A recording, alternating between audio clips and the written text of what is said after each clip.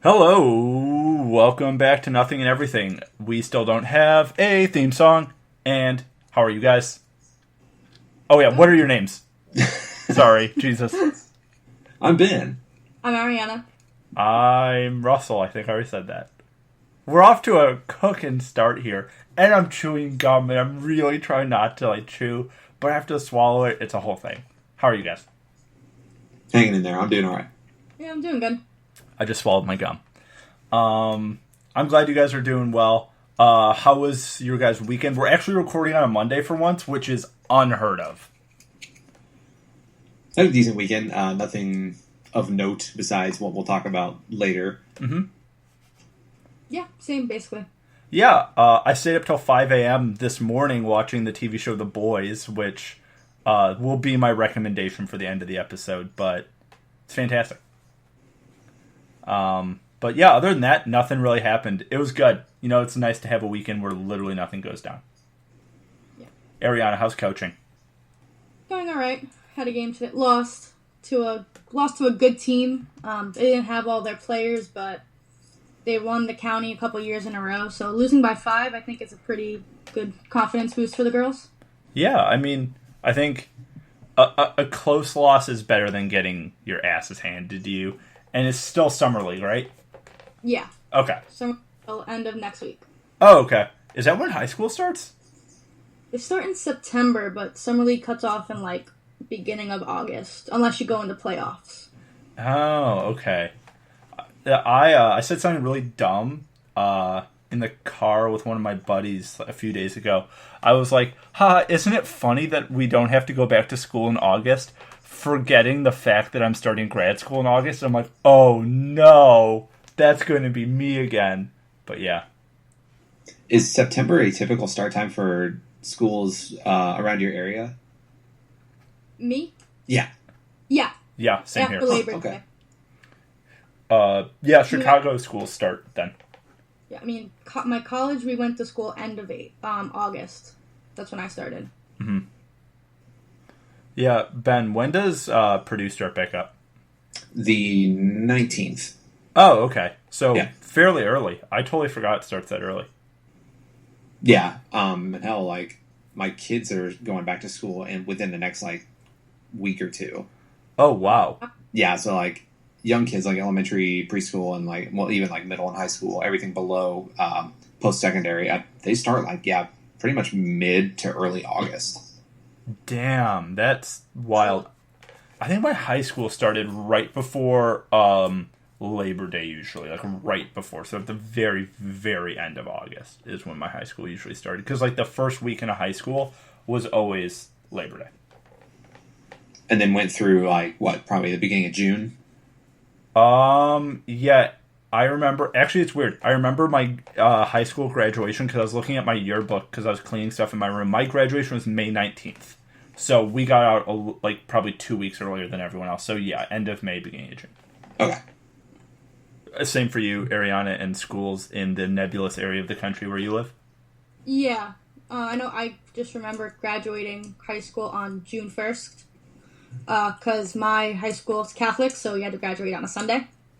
And it just so happened that June 1st was a Sunday. So I was out the week before. Really? Everything. That's wild. I mean, I also went to a Catholic high school, and we graduated on a Thursday. Yeah, the first Sunday of June is when you graduate. Whoa, okay, right on. Did it, mix it into, a worship service? No, just regular graduation, but I think that was the only time we could get, a church, because my high school doesn't have a church. It's a little chapel that we have. Yeah. So we had to, rent out a church for the day. Oh. Okay. See, my graduation wasn't in a church, but I mean, Sundays are usually when Jesus is free to show up. He's pretty busy the rest of the week, and I mean, you have to coordinate. There's a lot of stuff going on, and it's hard to book Jesus. Yeah, so I It's don't know. supposed to be his day of rest. Yeah. Doesn't have time to be showing up to graduations. Yeah, and my brother went to a Jesuit all-boys high school, and they graduated on a Saturday in a college gym.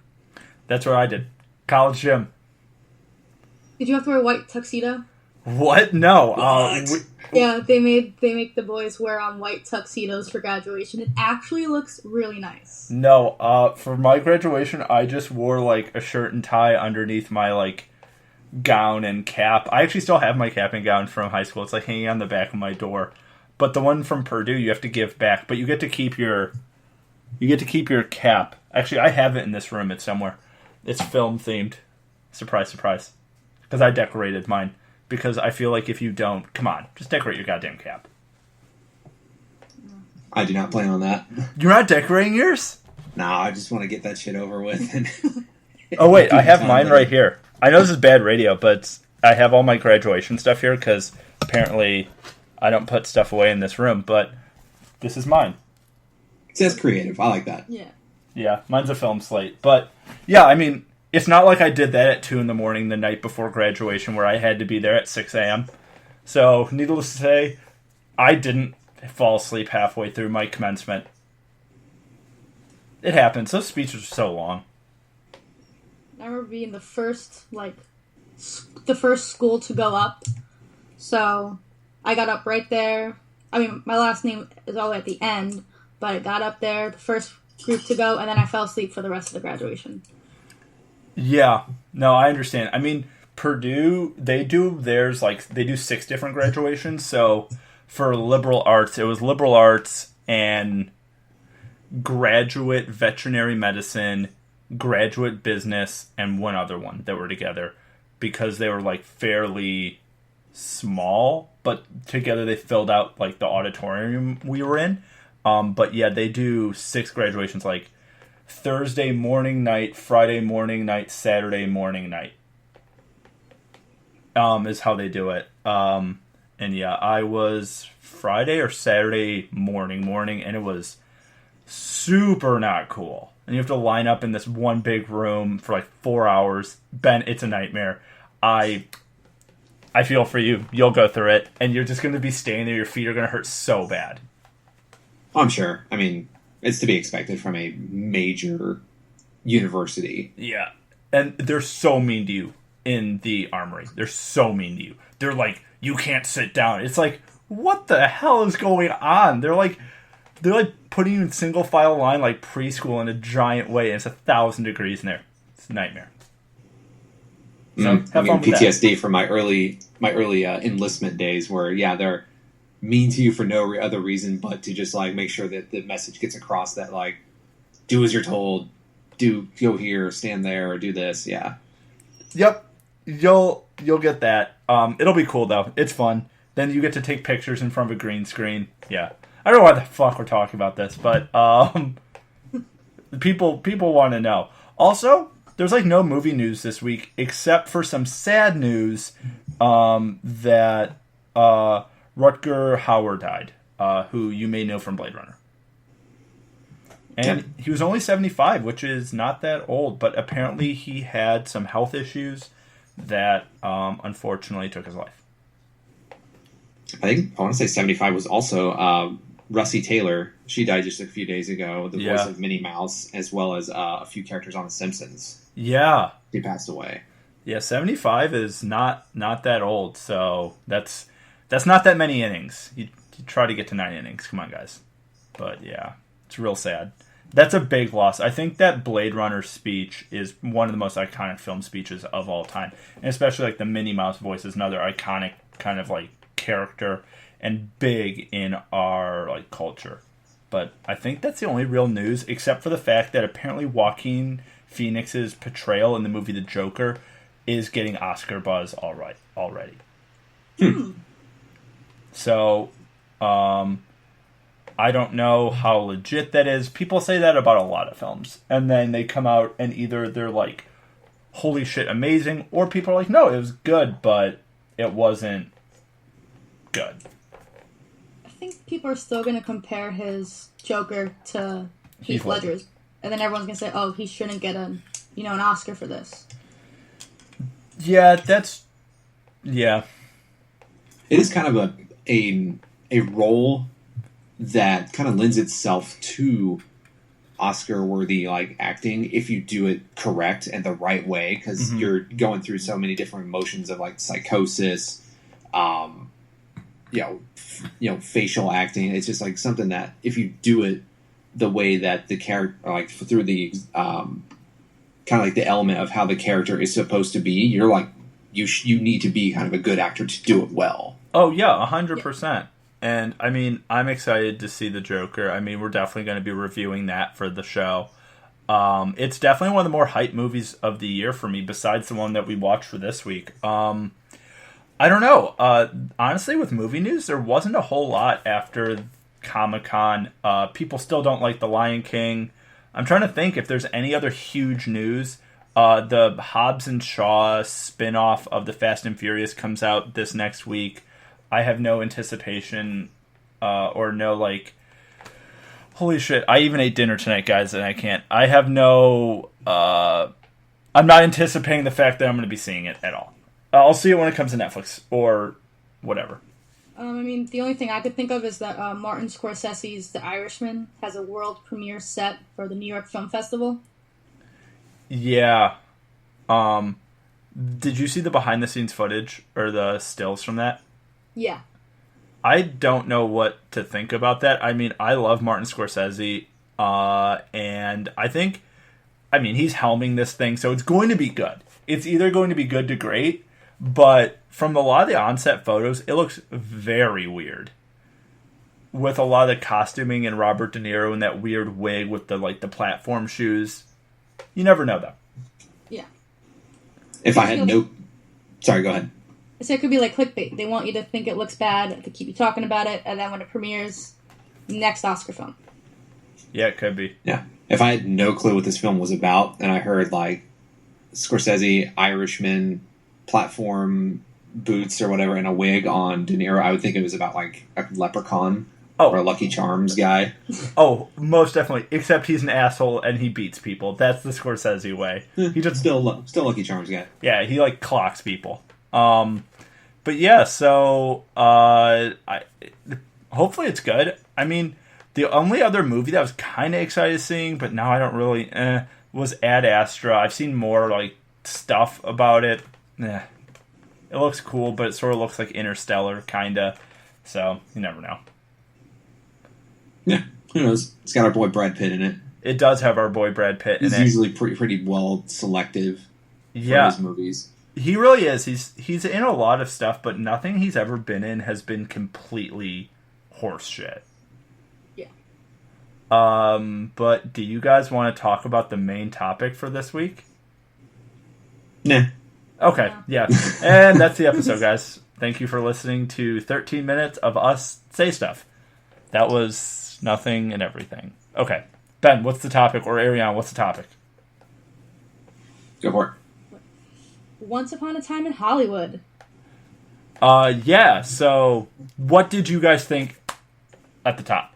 I thought it was pretty much everything I wanted it to be out of a Tarantino film. Pretty much expectations were met, but I was still just blown away and shook almost by the last 25 minutes of the movie. The last 25 minutes of this movie are the purest form of Tarantino. It's like he was saving all of the Tarantino-ness for the last 20 minutes. Arianna, what did you think? No, I felt the exact same way. I mean, there were a lot more, I guess you could say, cameos than I thought. Like, I had no idea, like, certain people were in it, and I was watching it, and I'm like, oh, they're in it. But it's wholeheartedly everything you could think of in a Tarantino film. Lots of feet. So many feet. Yeah, they're, it has the definite rogues gallery of Tarantino actors. Michael Madsen's in this for literally 6 seconds. Who else? Who was a big surprise? The guy who was at the ranch. I did not expect him to be in the movie. The blind guy at the ranch. Yeah, from Stern. Is that his name? No. Bruce All right, Dern. I'll look it up. Bruce Dern. Dern. Yeah, Bruce right? Dern.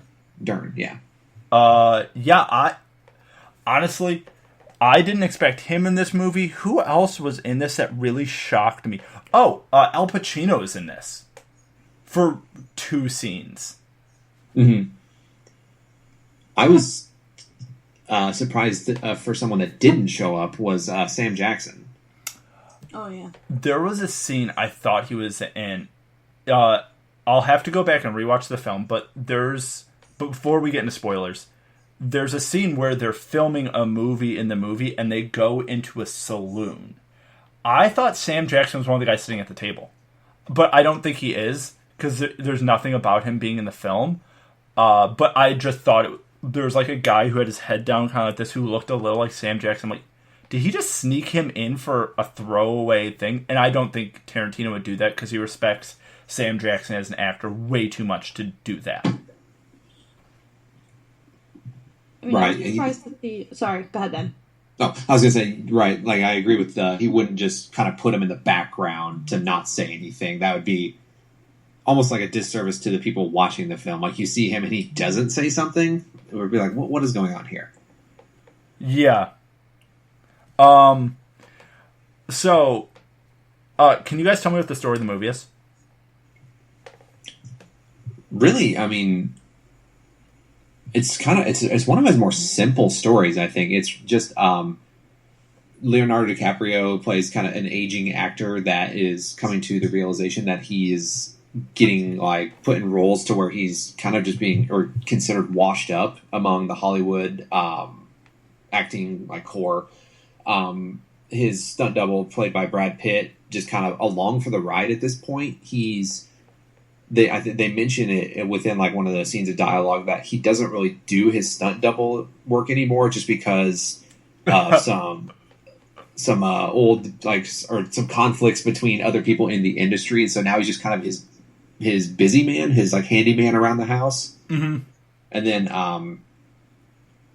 Margot Robbie plays Sharon Tate, and her portion of the story is really just kind of like a person who is kind of up and coming in the film industry, but she's really just kind of like enjoying the kind of spectacle and lavish life that comes with being like a movie star. Yeah. Arianna, you want to add anything? And then it also brings in, the whole Charles Manson type S thing, but it touches upon it, but it's not like the main plot point, I guess, in this film. It's mostly about the character development between Leonardo DiCaprio and Brad Pitt, but it adds to the story, mostly towards the end, too. Yeah, very much at the end.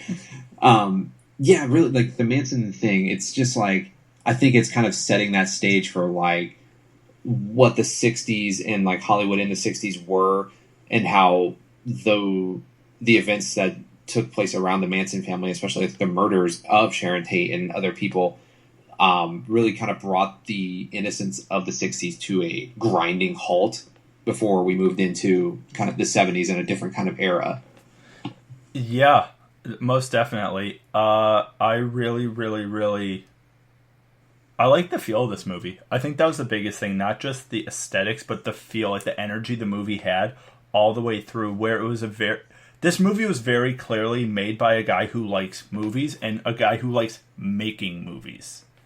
Just because there's a lot of film terms they use in the movie that I went to go see this movie with my parents, and I asked them after, I'm like, do you guys know what some of those things were? And they're like, no, because they're like the guy who's gaffing the film, and like other guys, they use the term DOP, they use these other film industry terms that I was shocked that they actually used, because it's very real. And if you're in the industry, you'd be like, oh yeah, I know exactly what a gaffer is. I know what a grip is. I know what all these things are, or I know what like call times are, but they don't ever explain what those things are. And I really like it. Yeah, it doesn't hold your hand.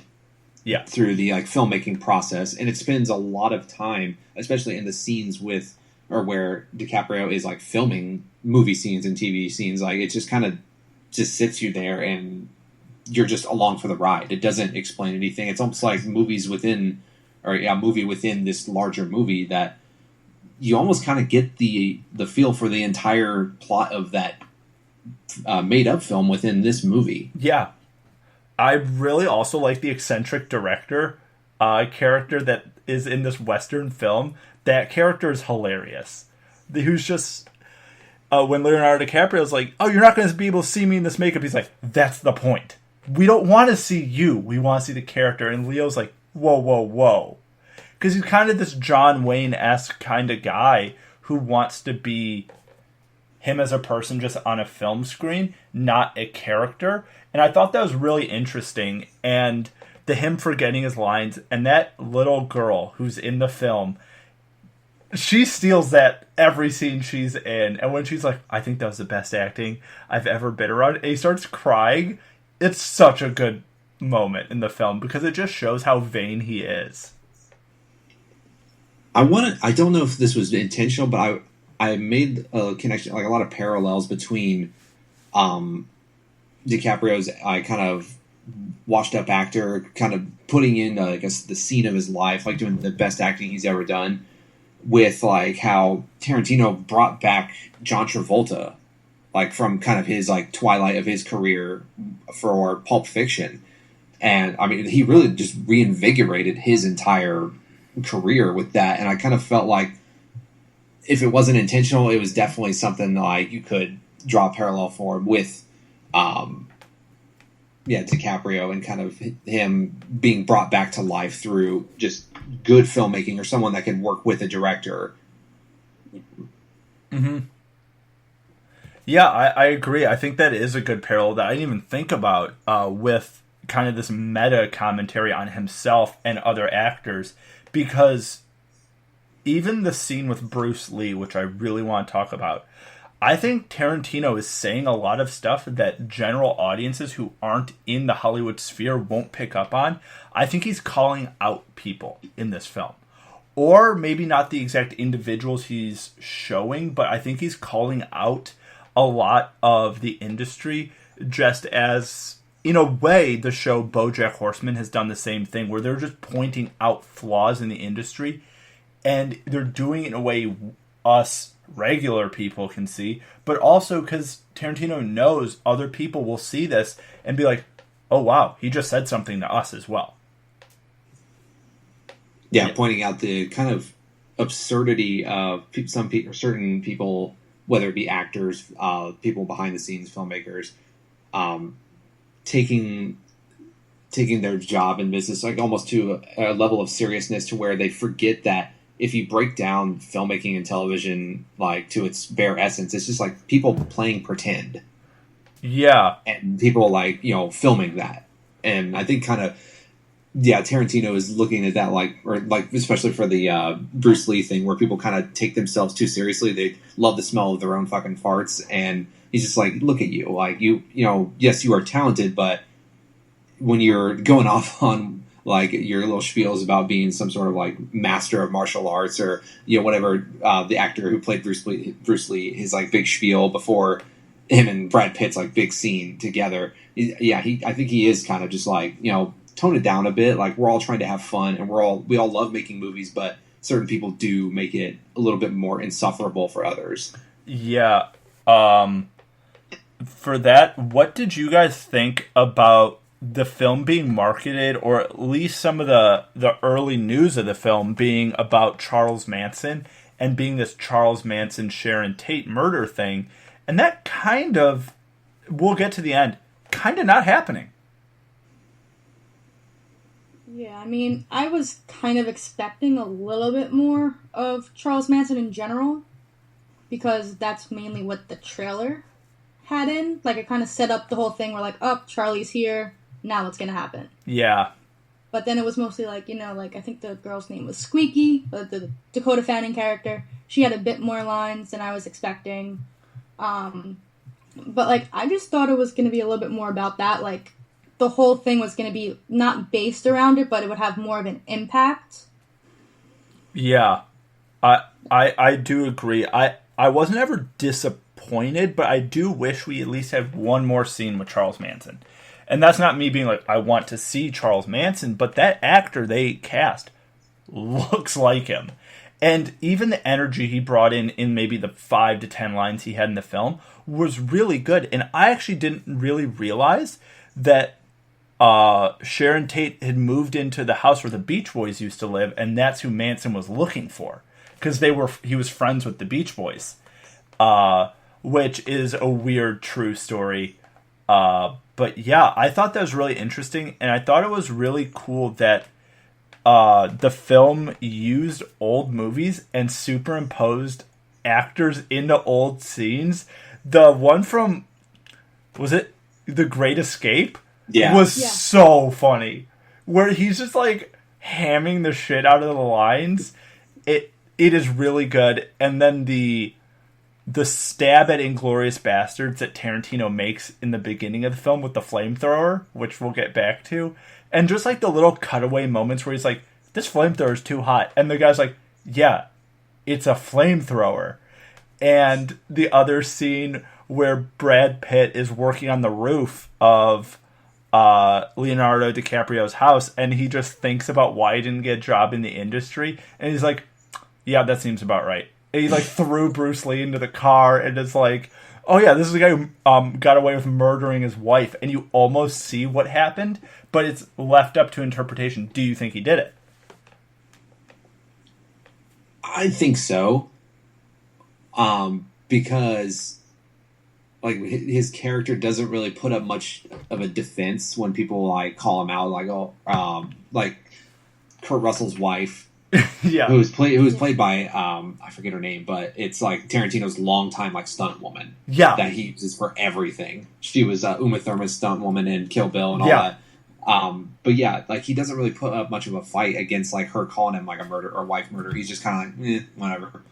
So I think he did do it, but he's just not he doesn't really let that kind of define him, even though it is kind of like that is a pretty defining character trait that if you are a murderer, and that's probably one of my sole issues, and it's not even that big of one with the film, is like, and it might not even be that important to even go into it, but I kind of just thought that was just left alone after they talked about it, and it was never touched upon again. I feel like there's a scene cut out a little bit later in the film where they are talking a little bit about their past. I feel like there's a flashback to him with the wife and Leo that wasn't in the film. I think they had to cut it out for time. I'm very certain, because there's another scene that was cut out that has what's his face from Reservoir Dogs, who's shot the entire movie and was bleeding out. Oh, Tim Roth. Tim Roth. There's a scene with Tim Roth that's not in the film. So I have a feeling there's probably another scene with Brad Pitt. Because they could have filled that in, but you don't need to, and I think it works that they didn't, but I agree. I think that was a loose end that I really wish we had more of. But what'd you think about the stuff at the Spawn Ranch? I think it was very interesting. I don't know if that's how it actually was, back then. But I think like you could already tell like all like the brainwash that Charles Manson had on them was pretty evident over there. And then the little scene with the with Squeaky and the old man. Apparently, that's saying that's not true. Like that didn't actually happen. Like they did like an interview with Squeaky, and she was like denying that that's what actually happened. So apparently, the Manson clan was living at the ranch, but I don't think he was there. That owner, because he was alive at the same time, and they like coerced him into living there. But I don't think he was I think he was somewhere else because he was blind. Yeah. But yeah, that scene made me want to see a full-fledged like horror film from Tarantino, because that was intense. Like I was waiting for Brad Pitt's character to just get offed at any point during that scene. Oh yeah, the tension in that scene, I was like, oh my god. I was expecting it to happen after he came out of the room and he walked in, and like it was gonna be like Dakota Fanning's character, and then like all of them would have knives. Yeah. And I like that it didn't happen, and the whole thing with the knife in the tire was played. It was played for comedy in the right way, where it wasn't laugh out loud funny, but it cut the tension in the right way, where he's like, tire first, napkin later. And just that character, you could see he puts up with zero shit. And just the editing with Tex riding back on the horse, and then he's just gone. And it's just, and he doesn't even address it later in the film when he's back with Leo. It's not even spoken of again until the end of the film, where he's like, your name isn't the devil. It was something stupider than that. And yeah, so do you guys like that they did a fake out with the Sharon Tate murder? It was entertaining, definitely. I couldn't say whether or not I like that. Well, I guess, yeah. I mean, I like how he did it, because it's not anything new for him to do like revisionist history, obviously.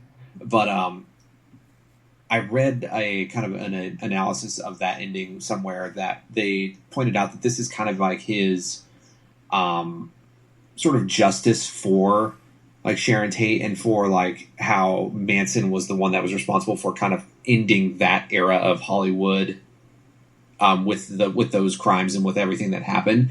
And it was a Hollywood that Tarantino loved and something that he grew up in. So this was his way of really just kind of getting back at the Manson family and doing something that he thought would, like, you know, everything would go on. Everything would be fine if, say, the character Rick Dalton and Cliff were like real and they had intervened in this way.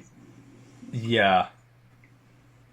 I also read a thing about the beginning of the film where you first see the Charles Manson cult girls. The song that they're singing is apparently the song they sang in court when Charles Manson was prosecuted. So they came into court and they started singing that song. And that's what that is. So that's just them. They probably found like actual footage or there's record of it. And they did a version of that song, like the end is the end or something like that, whatever the song was. That is a real song they sang when Charles Manson was put into prison.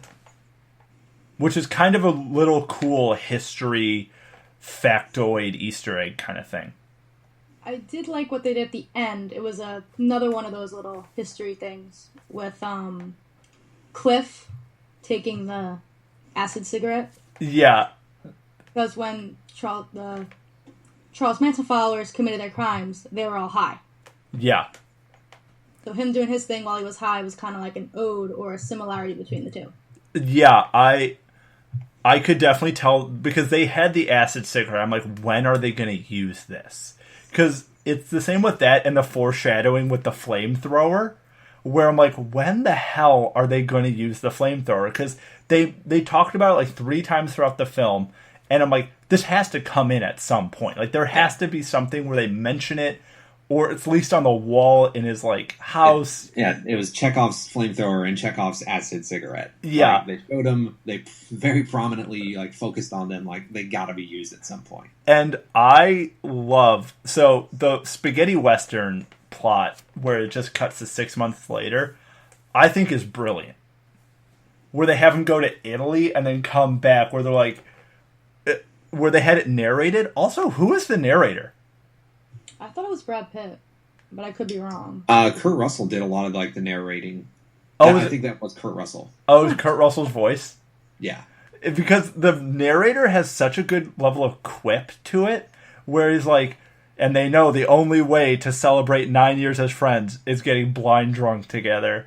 And then it's really cool that they do the times, because I'm like, oh my god, they're going to do the Sharon Tate murder, but they're going to somehow cross paths. So I thought that's what was going to happen. And they're like, at the same time, this was happening. And it's just very matter of fact. And even when they do the Italian film scene where they show the car jumping, they stop and they ding and they write Cliff, it's like, that's so clever. It's very Tarantino, like, witty, funny, but also it works the right way. It doesn't feel forced. Yeah.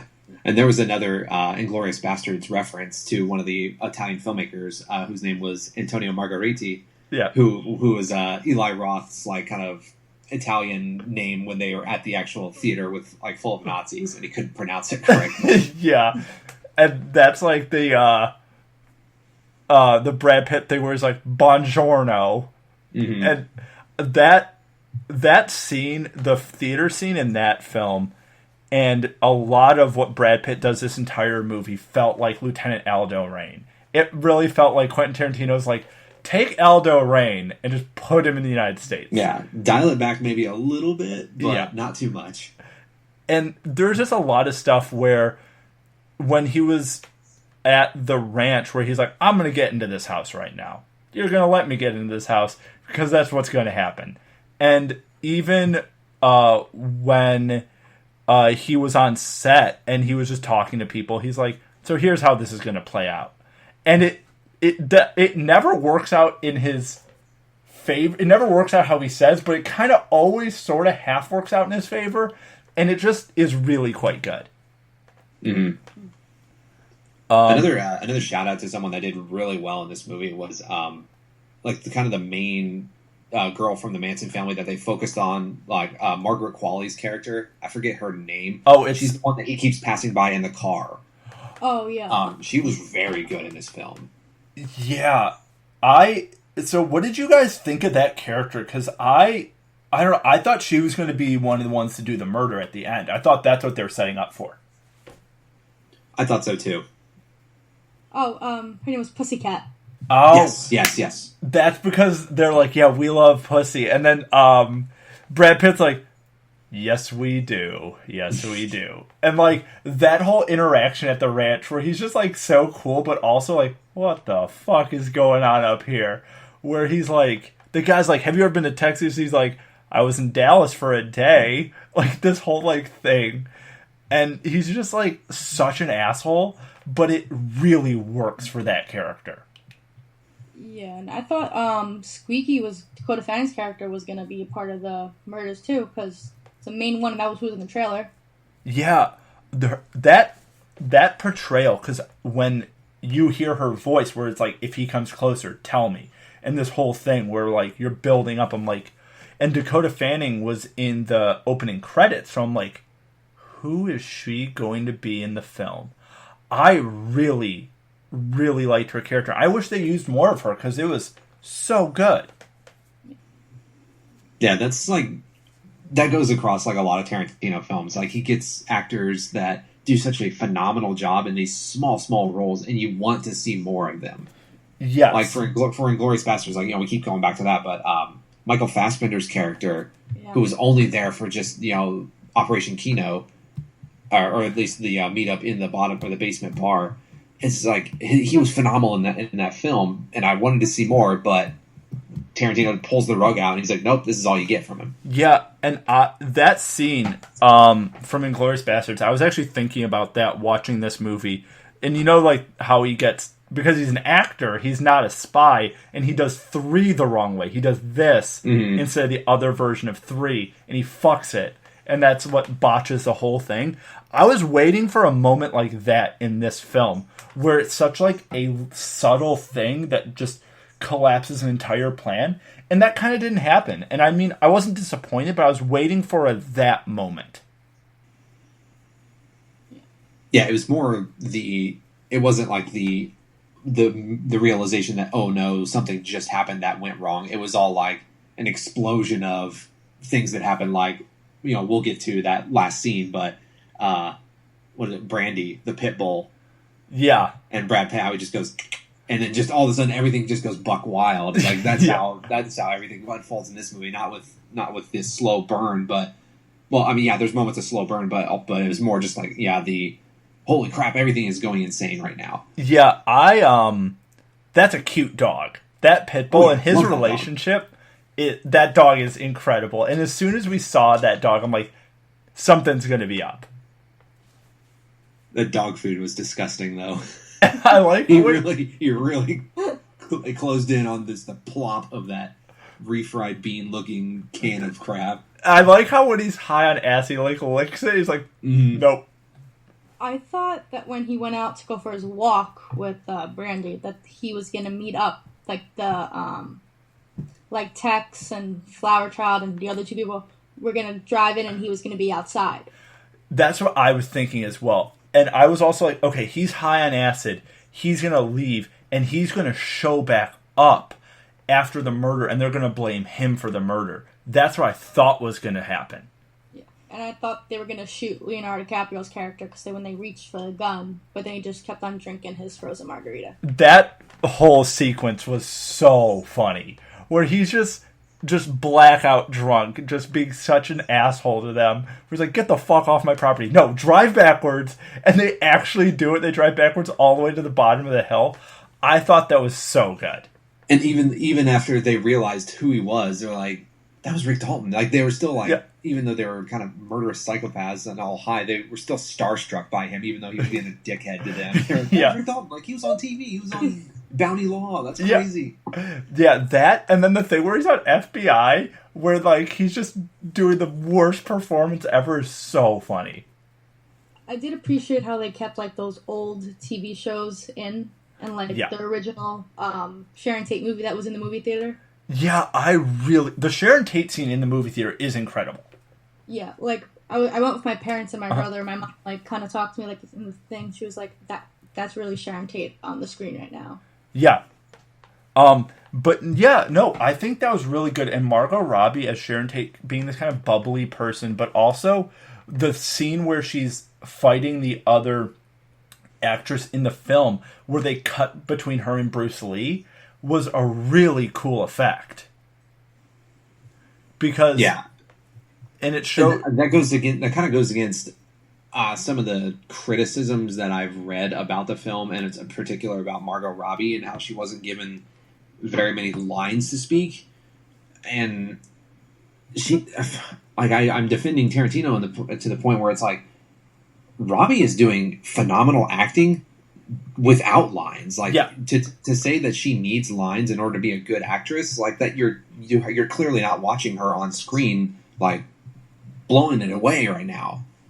Yeah, I 100% agree. And yeah, I don't know, that the whole movie theater sequence where she's looking around and thinking about everyone else there is so well done, and it's so Tarantino being in love with movies. I know there was a criticism that Margot Robbie obviously didn't have that many lines that she should have, but that they were saying how it didn't pass is it the Spectral test with like the two that it almost passed it because she had that little talk with the girl in the booth, but the guy came in, so it didn't count. Yeah. Okay, I see what you're saying. I didn't even think about that, but that is, I guess, a valid criticism. But I don't know. Also, this is bad because we're technically reviewing a movie, but you just have to remember it's a movie. Like, nothing is perfect. And I think for what this all was, it was fantastic. And it worked in the world that it was. It was it had internal validity? What's the term? Oh God, film school. It's suspended disbelief is when we're watching it. Is that internal validity? Is in the film the world makes sense? Is that what it is? I think so, but I could be wrong. I think that term works in this situation. Yeah, that's the term. Someone listening to this knows exactly what we're trying to say, and they're like, "You guys are idiots. It's this term. Like, you're so close to it, but you are definitely wrong." But yeah, I don't know. I really liked it. So, let's talk about the end of the movie. Starting from the narration from when they get back home, Brad Pitt, or Leonardo DiCaprio, is married to a French movie star who, have you guys seen Divorce Italian Style? No. Okay, never mind. I will skip that whole thing. She was an Italian actress, though, right? She was, yeah. Okay. I was thinking that she's a reference to an actual Italian actress who was in Divorce Italian Style, and I think she also may have been in La Dolce Vita, which, I'm sorry for my Fellini knowledge. I will take that somewhere else for another podcast. Ben Lawton would be disappointed in you for not seeing that. I haven't had any classes with Professor Lawton yet. Really? Oh, he's the man. That's right. Everyone that has his class, they love him. Yeah, I actually took an Italian Renaissance class with his wife. Oh. Who is a professor for that class, but that's neither here nor there. Yeah, I have too. She's incredible. Mm-hmm. But yeah, so that's a really deep cut Purdue reference. Boiler up. Okay. So the end of the film. Let's break it down, guys. I think the audience, or if you have any sort of like pre-existing knowledge of what actually happened to Sharon Tate when the narration when everyone gets back from Italy and that kind of stint for 6 months, the narration kind of kicks up like at this time they went to the blah blah blah, and at this time, like I think when they start naming off like points in time during the evening, we all know it's building up to something, and like kind of how we all know you don't even have to know the exact date of when Tate was actually murdered, but I think most everybody with a working knowledge of the actual person kind of knew like, well, okay, when they're naming off times, like we're working towards the estimated time of when the Manson family came and like committed their murders. Yeah. So they're setting up for us to know like, okay, shit's about to go down. Yeah. And then shit went down. Yeah. One thing that I did really like before we get to the very, very, very end is Margot Robbie's character did have a final scene, which I really like. I thought that was a really sweet scene, and it was a really good end for Leo's character and her character. It really was very touching, especially because you know what the real thing happened was, and this is how it could have happened if that never did. It was really, really sweet, and I think it was definitely... I know the term love letter to cinema is an overused term, but I really think it was. It was a really like slow but really good scene to add in. Yeah. It lets you think like everything's going to be okay for Tate. Everything's going to probably be even okay for Dalton. Like he just got back from his, Italian movie run. Like maybe he's hooking up professionally with Tate to get his career back on track here in America. Like the possibilities for what could happen, like what happy endings could be there for everybody involved. It's got it really is quite good.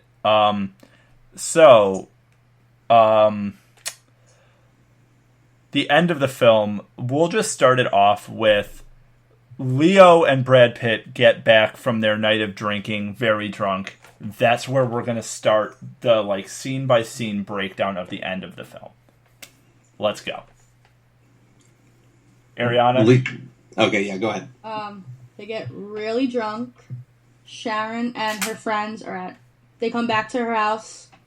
They need to get changed because from the narration, Sharon's feeling very, very pregnant on one of the hottest days in Los Angeles during that year.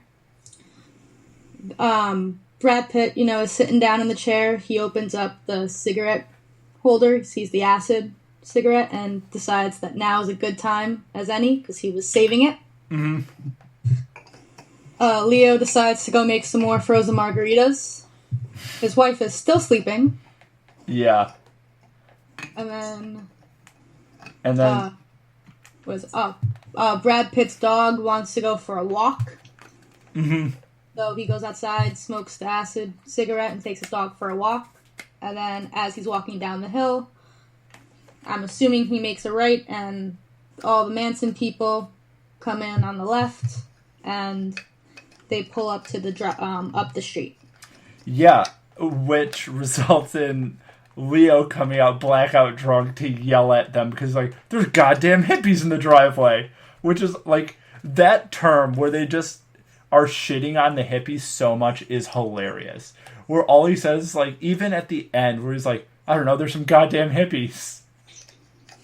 That feels like we're hearing, like, Tarantino's internal voice, like, through Leo at that point. Like, his hatred of hippies coming out that way. Yeah. We're just trying to find a place to smoke pot. Well, I ain't fucking here. Yeah, like, get the hell off my property. Yeah. I love that he has the self-portrait of himself in the driveway. It's so funny. Where I'm like, and he kind of looks like, Jack Nicholson in The Shining in that picture. Just like a little bit, yeah. I just like had that vibe from it. So then what I guess happens after Leo yells at them is they go back to the bottom of the hill And they're like, you know what? Apart from killing Sharon Tate and everyone in that house, we should also go kill Rick Dalton because TV taught us to be violent, and we're going to get back at the Hollywood elites because they're the ones who blah, blah, blah. And it was kind of like that. It was the mentality of getting even and showing them who's boss and showing them the result of their own violence. And I thought that was a really interesting way to set it up, where it was like, oh, okay, this is super illogical way of thinking, but you could see how these individuals would think that way. And then I did like that the girl who was with them escaped. She left. She dipped on him. That's the girl from Stranger Things. It is. Yeah. I saw that. I'm like, oh my god, you're in this. She is someone, I forget whose daughter she is. Ethan Hawke, Uma Thurman. That's it, yep. Really? Yeah. Yeah, there's like this photo that I've been seeing like the last 2 days on Facebook. It's like Maya Hawke in a scene from Stranger Things where she's leaning over a counter. And then the bottom is Uma Thurman's character in Kill Bill where she's leaning over a counter. And it's a spitting image of Uma Thurman. Really? Mm-hmm. Do you guys know, this is a kind of an off topic for this, but not. What is up with that whole car accident where someone died with Quentin Tarantino and Uma Thurman? Do you guys know about that? I heard there was something between her and Tarantino where it was a bit of a rough relationship between a director and an actress to the point where it was almost like abusive. I don't remember the exact details, though. Okay. I just wasn't exactly sure if you guys knew what the story was, because I've been hearing a little bit about that here and there, watching YouTube videos and reading articles prepping for this show, and I wasn't sure if you guys had a different idea of what that was, because I don't want to talk about it if none of us really know what exactly went on, at least from our own independent research. Yeah. Cool. But yeah, I just wasn't sure. But I love that scene, and the Leonardo DiCaprio in the pool with the radio and the music is so funny. It's just, and he has like the margarita in one hand and the headphones, so he's just like spinning in circles in the pool, is incredible. And blasting out so where he can't actually hear everything that's about to go down. What that as soon as Brad Pitt gets back from his walk, still acid tripping out of his mind, and that's when the remaining 3 Manson family members who did end up coming back to the house have made their way into Rick's house, and it's about to pop off. What that whole sequence reminded me of is, if you've ever Jesus H. Christ. If you guys have ever seen the movie The Nice Guys with Russell Crowe and Ryan Gosling, the Shane Black film, the ending sequence of this film reminded me a lot of that film. I don't know. I just got similar vibes. But yeah, I was just wondering if you guys had any of those same kind of, with the music playing and like the really sporadic kind of action. Yeah, Margaret Qualley's in that movie as well. Yeah, she was. Yeah. So I think probably the funniest sequence in this entire movie is where Brad Pitt is back in the house and they all show up on him. He's like, "You guys real?" It's just like, and then he puts it. He's like, "I know you guys. You guys were up at that ranch," and he's just being such an asshole to like Tex. Tex comes out like, "I'm the devil and I'm here to do the devil's work." He's like, "No, it's something stupider than that." Yeah, and it's just like he's pointing his finger gun at him with the gun and just starts dying laughing. I know Tarantino doesn't do a lot of improv in his films, but I almost feel like that was an improv line that Brad Pitt wanted to add in. That seems very Brad Pitt.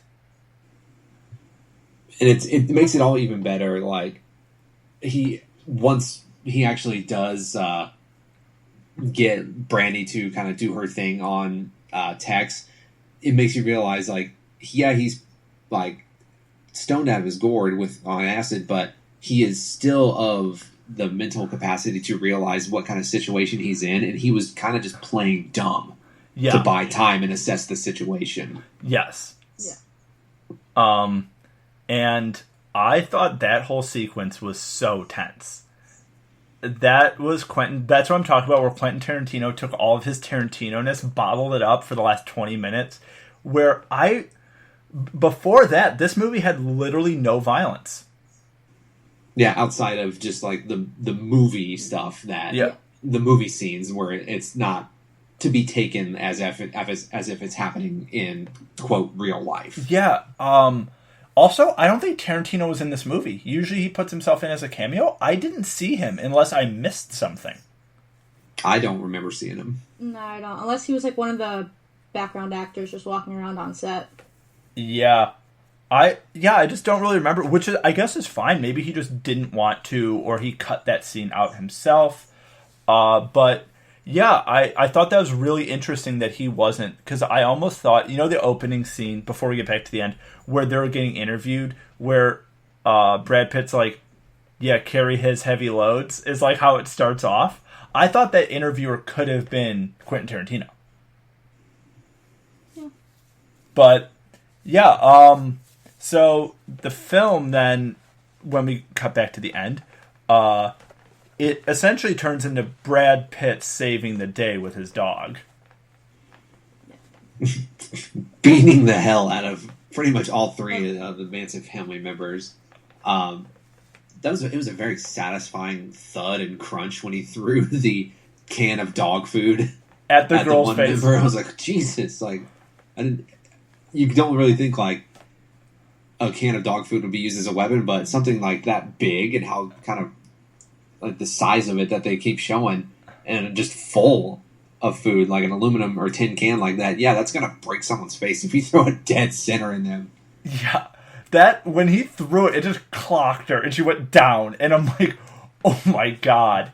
And in ordinary Tarantino fashion, they show everything.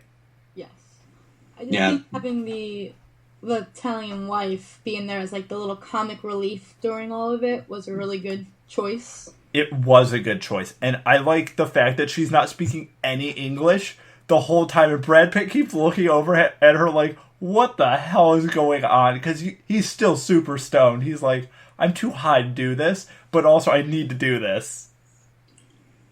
Gets stabbed in the leg, and he's just looking at it like, huh, I just got fucking stabbed in the leg. Probably can't feel it at all. Yeah. And then you just take the girl's head and smash it against the fireplace. Yeah, because you could tell, like, he was like, this may have been the first time he's ever been stabbed. He was like, oh shit, like, I actually got stabbed. That's like those movies where, that's like, is it in like Superbad or something, where he gets like, it's like Jonah Hill gets stabbed in the back with a knife, and he turns around, he's like, dude, you have a knife in your back. He's like, holy shit, I do have a knife in my back. It's like one of those scenes where it like takes him a second, and he just pastes that girl. Is that the same girl who gets lit on fire, or no? No, it's not. And then the scene where the girl who gets attacked by the dog is the one, yes, who runs out to the pool. Yeah, because she just gets up and starts screaming wildly and just runs outside. You know what through the glass. Yeah, through the pane glass window. Yeah. Do you know what that reminded me of?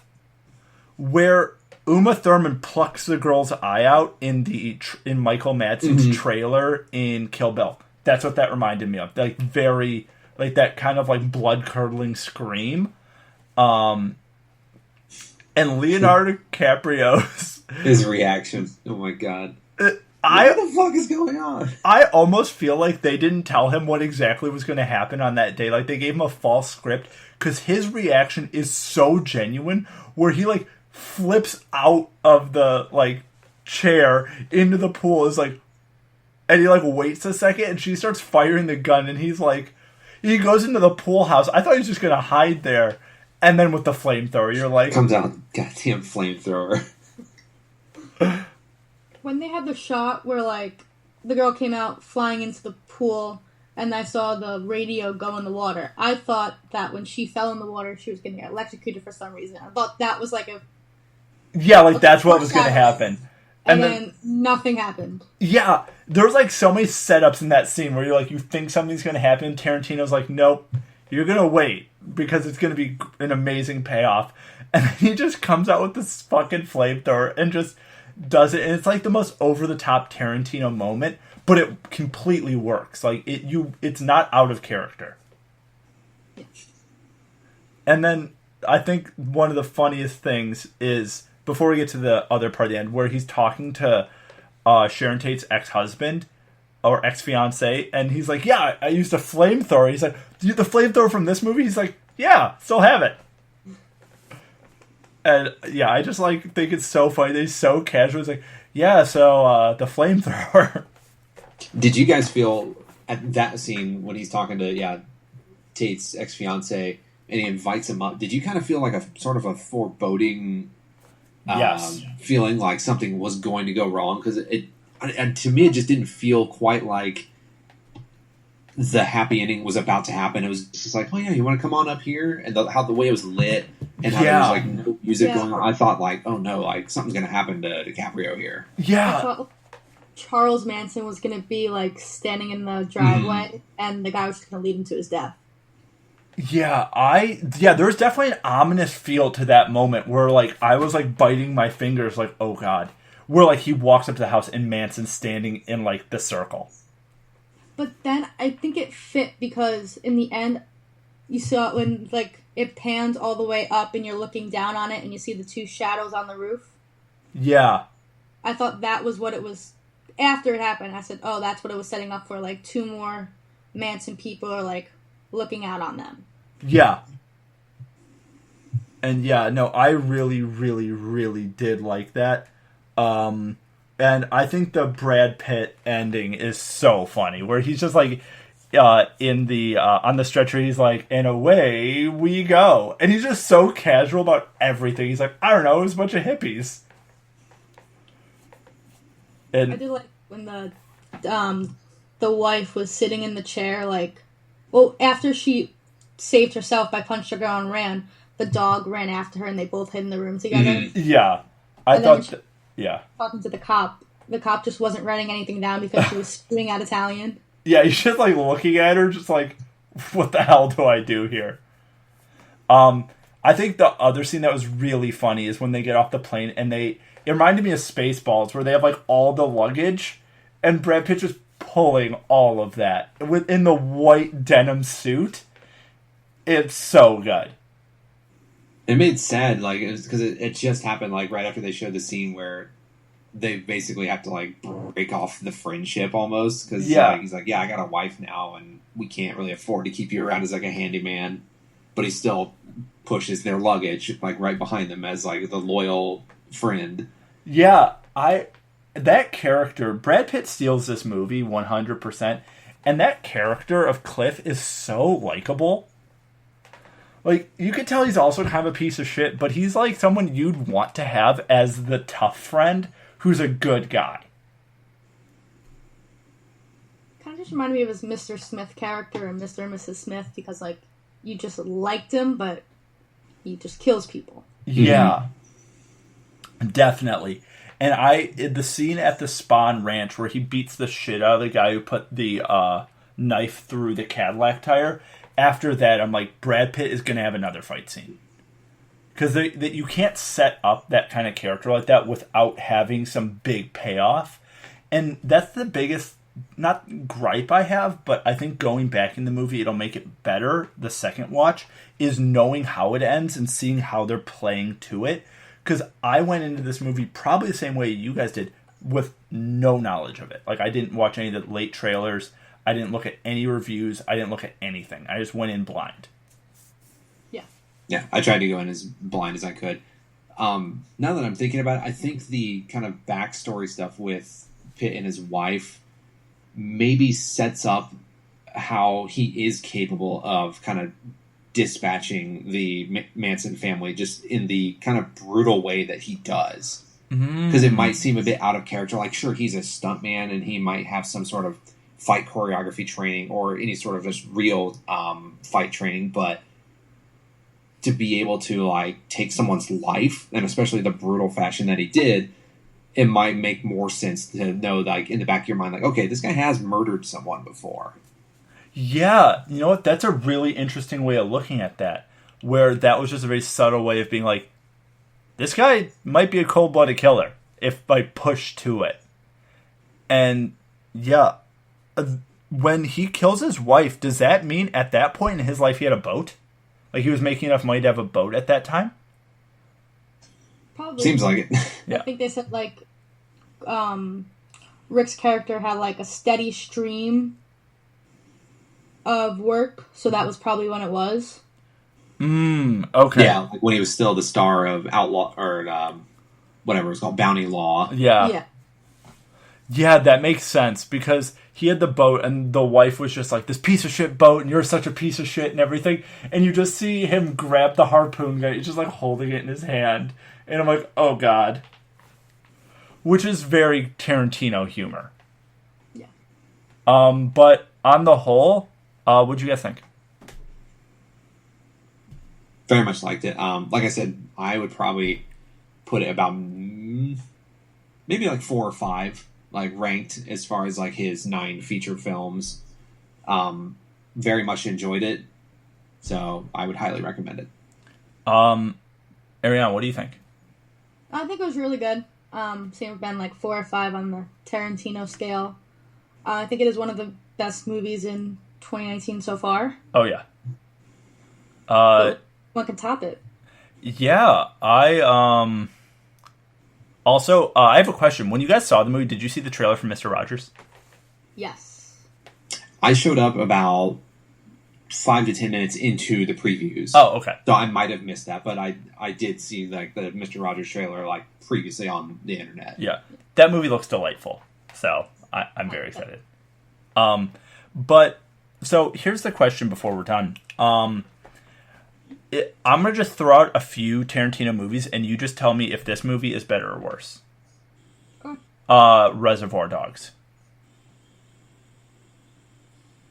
Worse. Though I don't like using the term worse. No, I know. I It's guess just I would rank Reservoir greater Dogs. than less than is kind of what I mean by this. I would put Reservoir Dogs for me just in front of it. Okay. Arianna, what do you think? Yeah, same. Okay, I think this is better than Reservoir Dogs, but that's just my opinion, because this is very Hollywood-esque, and I'm just like, I don't know. I'm a sucker for movies about movies. Inglourious Bastards. Worse. That's my top Tarantino film. Yeah. Put this above Inglourious Bastards. Really, I would put it under Inglourious Bastards. Kill Bill Volume 1 and 2. You can put it in the middle. You can put it between 1 and 2, but I'm just saying 1 and 2 because they're kind of the same thing, but kind of not. Better.